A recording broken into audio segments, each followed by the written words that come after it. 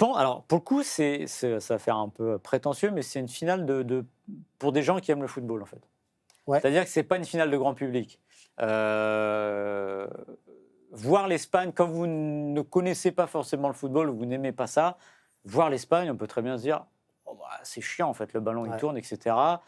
Voir l'Argentine, on peut se dire, bah ouais, mais c'est des. Alors, je caricature, évidemment. Des gars qui foutent des coups, voilà. Mais en fait, c'est quand même un peu plus que ça. Et j'aurais aimé voir l'Angleterre en finale, je le reconnais, parce que pour tout ce que ça charrie, pour 1966, etc. Mais je trouve que. J'aurais aimé aussi voir l'équipe de France, évidemment, pour d'autres raisons. Mais je trouve que cette finale a un certain charme.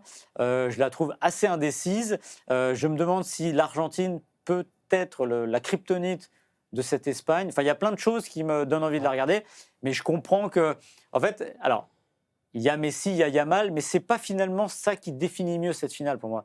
C'est une vraie finale de deux équipes, d'opposition de style et de deux collectifs, avec évidemment des têtes qui dépassent, même si Yamal fait pas une grande Coupe du Monde. Mais ils sont le bras armé de ces équipes-là. Voilà. C'est parfois ce qu'on a oublié avec l'équipe de France, c'est-à-dire que l'équipe de France avait les bras armés, mais n'avait pas forcément l'équipe qui était suffisamment solide. Là, on a les deux, c'est-à-dire que vous avez potentiellement un talent au-dessus de la moyenne, mais derrière deux collectifs qui sont très huilés et qui savent ce que c'est de gagner, puisqu'on a le champion du monde, champion d'Amérique du Sud, champion d'Europe. Donc, sur le papier, ça ressemble à une très grande finale, au moins sur le papier.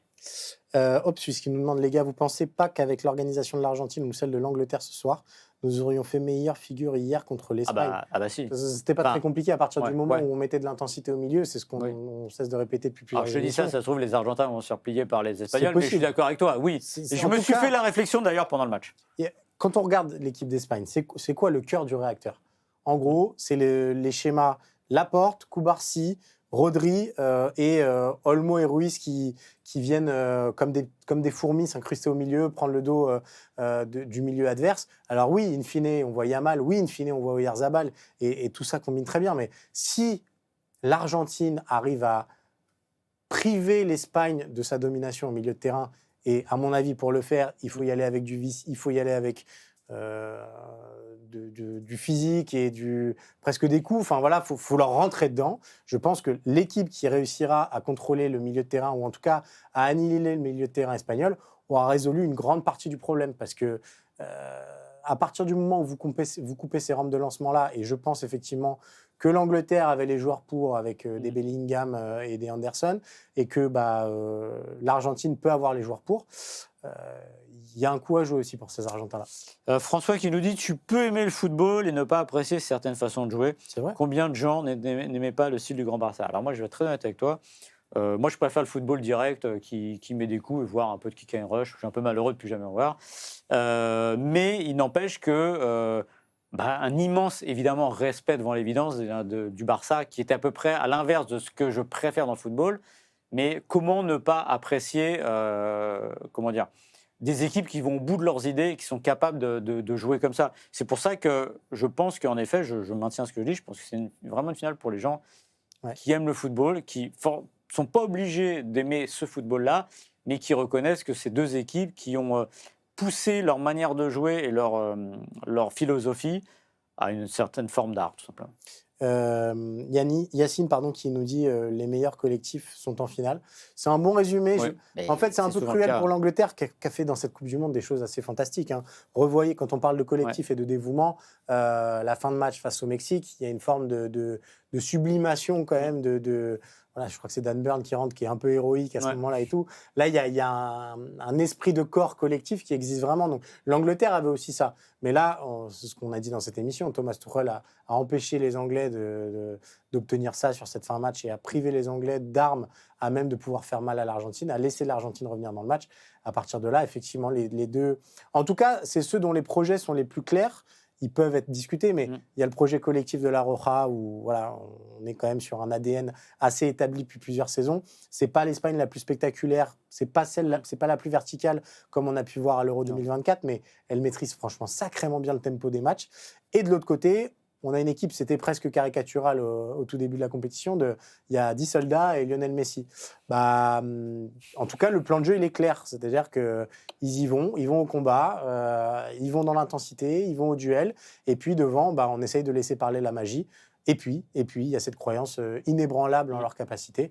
Ça fait quand même beaucoup, beaucoup d'ingrédients pour arriver en finale de Coupe du Monde. Ouais, il y a une autre histoire. Alors, une finale de Coupe du Monde, il y a plein d'histoires, évidemment. Il y a Messi, Yamal, évidemment, j'allais dire le Filiation. patron contre le successeur, peut-être le successeur. Messi contre l'Espagne aussi. Ouais. Alors, évidemment, il en a déjà gagné une, donc voilà, mais c'est quand même fou de se dire qu'il va se retrouver contre son pays. Même si c'était plus un Catalan, évidemment, avec le Barça, il va se retrouver face à son pays d'adoption, d'une certaine manière, face à des joueurs qu'il connaît en partie. Voilà, il y a plein d'histoires à raconter, tout ça pour un doublé en Coupe du Monde. Voilà, il y a 10 000 pages d'histoire qui peuvent s'écrire dimanche, et au moins là-dessus, on peut être satisfait, même si, évidemment, je le répète, on aurait préféré avoir France-Argentine en finale, parce que alors là, ça aurait été encore une explosion de...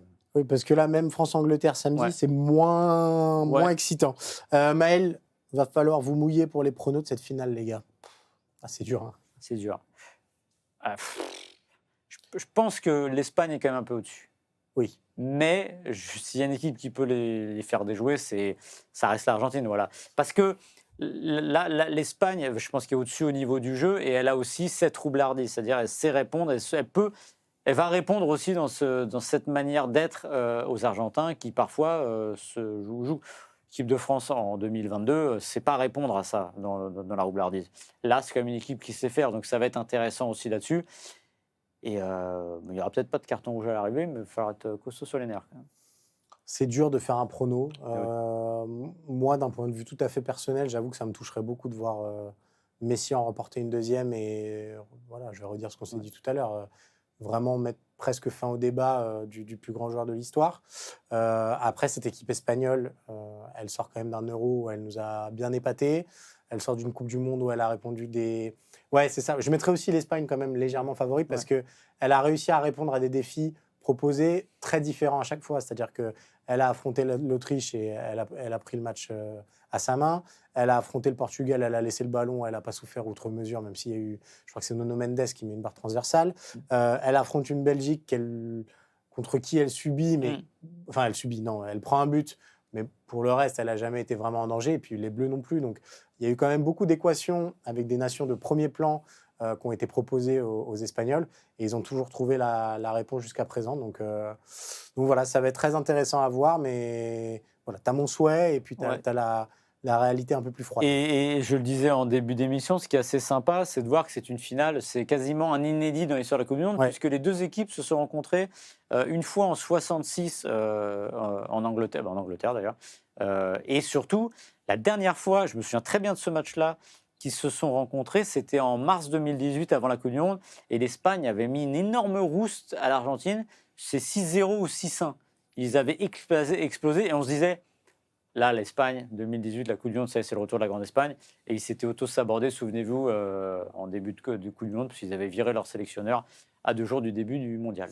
Eh bien, écoutez, c'est très serré, puisque dans le chat, vous êtes... non, c'est du 50-50. Alors, il y a effectivement l'option courte victoire de l'Argentine qui domine à 43%, mais vous voyez que si on additionne large victoire des deux côtés, on arrive quasiment à du 50-50. Ça dit quelque chose de cette demi-finale, de cette finale, pardon, qui va être très serrée.